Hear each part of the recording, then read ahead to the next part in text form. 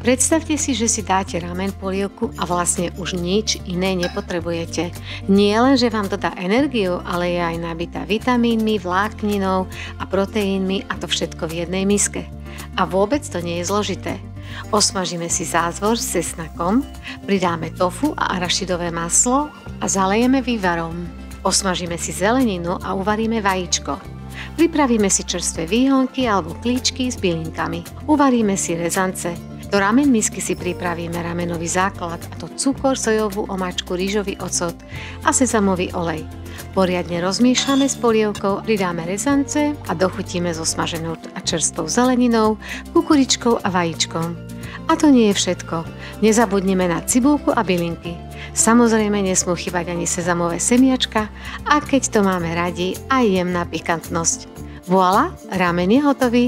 Dobrú chuť!